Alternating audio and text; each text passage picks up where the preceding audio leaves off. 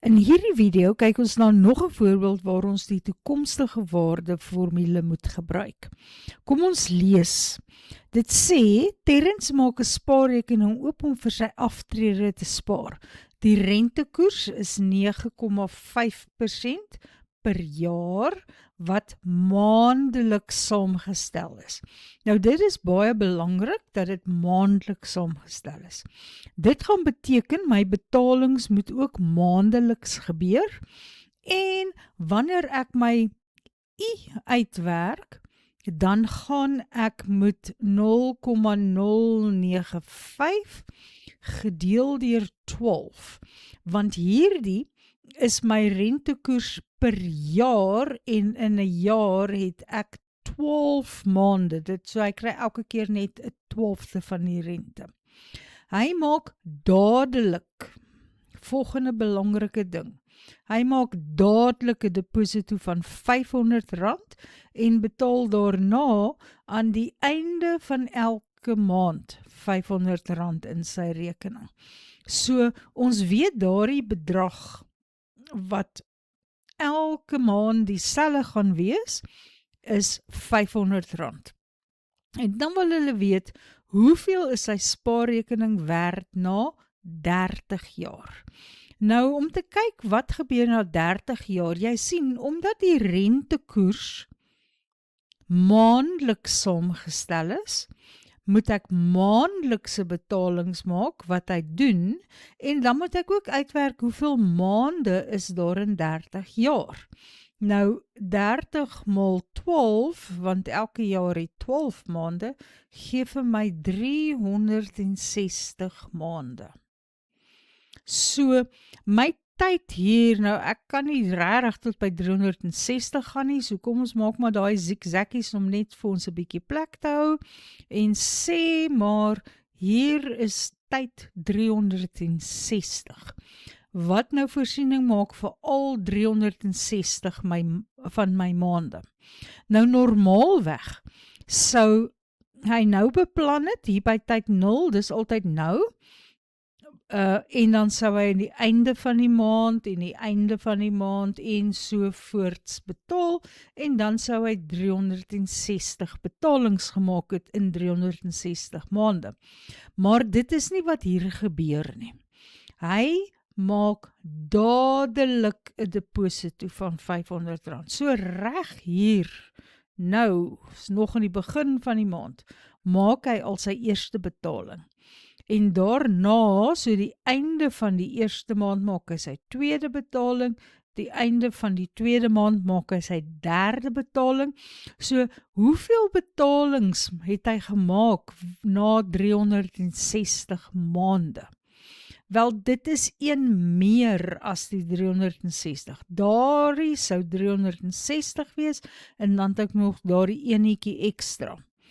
So, dis een manier om daarna te kyk, of jy kan kyk na die getalletjies hier en kyk hoe korrespondeer dit met die betalings. Die eerste betaling is by 0, die tweede betaling is by 1, die derde betaling is by 2. Dan beteken dit die 361ste betaling gaan by die einde van die 360ste maand wees. So, N is 361.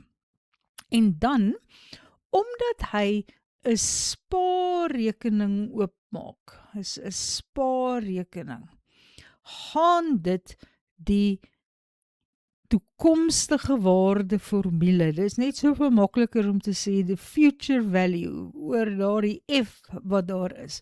Dit is die formule wat ons vir die probleem moet gebruik. So op my volgende bladsy, jy sal sien, ek het net weer A geskryf, net soos dit hy was. Ek het my X, my Y en my N. Ons het klaar besluit dat ons die toekomstige waardeformule moet gebruik. So nou is dit net invervang. Die waarde van X is 500, en dan kry ek 'n hakkie en nog 'n hakkie, 1 plus Y, wat 0,095 gedeel deur 12 is, tot die mag N wat 361 is, minus 1. En dan word dit alles gedeel deur I wat weer eens 0,095 op 12 is. Dan gaan jy nou maar net na jou rekenaartjie toe en jy sleutel alles in presies soos dit is met al die hakkies, open 'n breuk aan die begin en sleutel alles in soos dit is. En my antwoord was 1.025.065 rand en 2 sent. So dit is die waarde van F. Nou waar is dit op my tydlyn? Direk na die laaste betaling, onmiddellik na die laaste betaling. En onthou, die laaste betaling was aan die einde van 30 jaar, so dis wat my waarde na 30 jaar werd is. Goed, kom ons gaan na vraag B toe. Vraag B gaan nou daaroor dat hy nie onmiddellik na die laaste betaling die geld gaan neem nie. Dit sê, na die laaste betaling wag terens 3 maande voordat hy die geld onttrek. Hoeveel geld sal nou in sy spaarrekening wees? Nou, as jy nou net kyk wat ons gedoen het, net hier, onmiddellik na die laaste betaling het ons F gehad. Maar nou onttrek hy nie daardie geld uit die bank nie.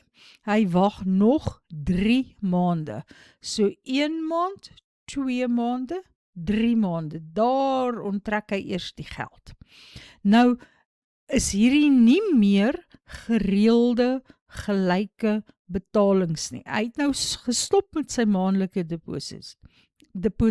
Hy het net vir 30 jaar dit betaal.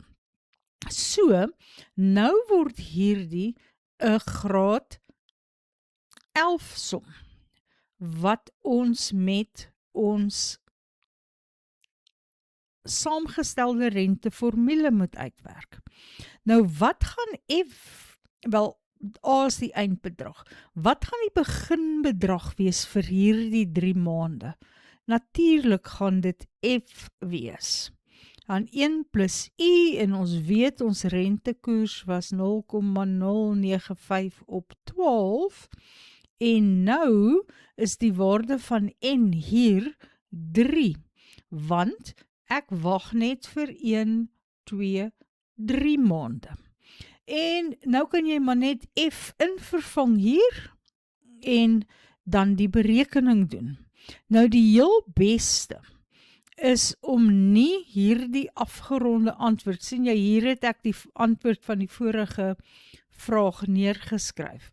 Ons het 1.025.065 rand en 2 sent gehad.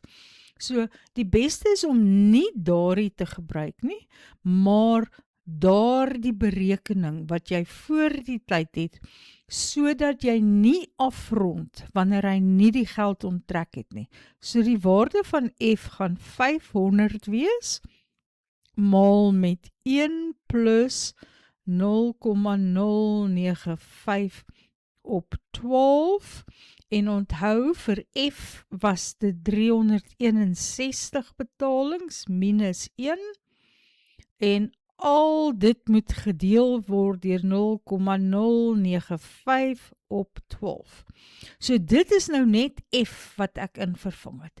Dan moet ek hierdie antwoord nog gaan vermenigvuldig. Nou ek wil net vir myself 'n bietjie meer plek daar maak. So, kom ons maak so. En nou moet ek net weer daardie skryf, hier wat ek min 1 gehad, en daar sluit ek my hakkie. En dit moet dan vermenigvuldig word met daardie hakkie, wat 1 plus 0,095 op 12 tot die mag 3 is. En weer eens vat jy jou sakrekenaar en jy sleutel alles in net soos wat dit is. Nou net 'n wenk, hierdie is mos nog in jou rekenaar. Dan hoef jy dit nie weer in te sleutel nie. Dan gaan jy net daardie antwoord op jou rekenaar vat sonder om af te rond. En dit hiermee vermenigvuldig en die antwoord daarvoor is 1,049,603,55. So die geld is darm bietjie meer as dit was na 3 jaar, na 30 jaar. Jy kan sien 1,025,000, 1,049,000. So in die 3 maande het dit tog aansienlik gegroei.